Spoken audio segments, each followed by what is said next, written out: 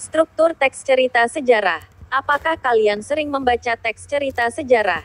Apa fungsi kita mempelajari teks cerita sejarah? Teks cerita sejarah apa saja yang sering kalian baca?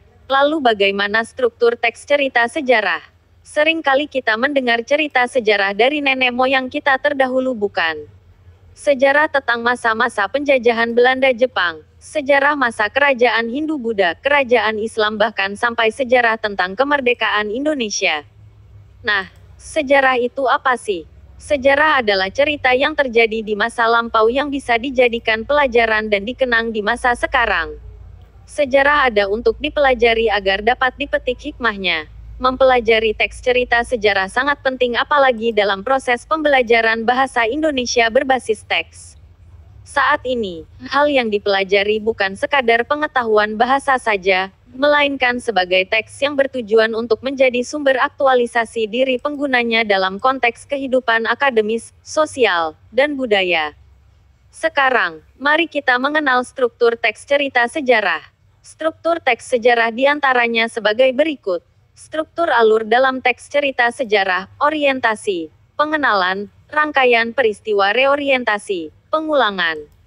Teks cerita sejarah diawali dengan pengenalan cerita yang terjadi di masa lampau, kemudian diceritakan urutan peristiwa yang terjadi secara berurutan. Perhatikan contoh teks cerita sejarah berikut ini. Kota tua dalam ingatan sebagai pusat kota, pusat perdagangan, sekaligus permukiman penting di Asia sejak abad ke-16. Kota tua adalah situs yang harus dijaga. Kota ini hanya seluas 15 ha, tapi arti sejarahnya sangatlah besar bagi Indonesia. Dimulai tahun 1526, penyerangan pelabuhan Sunda Kelapa oleh Fatahillah yang dikirim Kesultanan Demak menyebabkan penamaan Jayakarta pada kota yang memiliki tata kota pelabuhan tradisional Jawa ini. Tahun 1619 VOC di bawah komando Jan Pieter Zoonkowen menghancurkan Jayakarta dan mengubah namanya menjadi Batavia.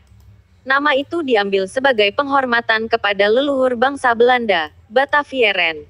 Oleh Belanda, kota ini dilengkapi benteng, kastel Batavia, dinding kota, dan kanal. Kota ini dirancang dengan gaya Belanda Eropa yang diatur dalam beberapa blok yang dipisahkan kanal. Pembangunan Batavia selesai pada tahun 1650 yang kemudian dijadikan kantor pusat VOC di Hindia Timur. Kota ini menjadi pusat administratif Hindia Timur Belanda.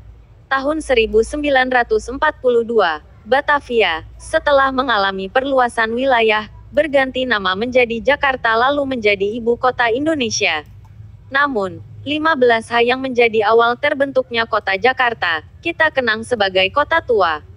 Mari kita analisis. Teks cerita di atas termasuk teks cerita sejarah karena bersumber pada peristiwa sebenarnya di masa lalu. Teks cerita sejarah di atas memiliki tokoh, alur dan latar sebagai berikut. Tokoh, Fatahillah, Jan Pieter Zoonkowen, dan VOC. Alur, 1. Orientasi. Paragraf 1 terdapat pengenalan kota tua yang akan diungkap sejarahnya pada bagian rangkaian peristiwa. 2. Rangkaian peristiwa. Paragraf 2 dan 3 mengungkapkan kumpulan peristiwa yang melatar belakangi sejarah yang diungkapkan dalam bagian orientasi. 3. Reorientasi. Pada akhir paragraf 3 disebutkan pengulangan bahwa 15 Ha yang menjadi awal terbentuknya kota Jakarta, kita kenang sebagai kota tua. Poin penting, teks cerita sejarah adalah salah satu jenis teks yang menceritakan kisah masa lampau yang benar-benar terjadi. Teks cerita sejarah memiliki unsur tokoh, alur, dan latar. Struktur teks cerita sejarah adalah orientasi, peristiwa dan reorientasi. Teks sejarah berfungsi untuk mengenal lebih dalam tentang asal-usul sesuatu, tempat, kejadian, peristiwa, sejak zaman dulu hingga sekarang. Sekian, referensi dari kuiper.com.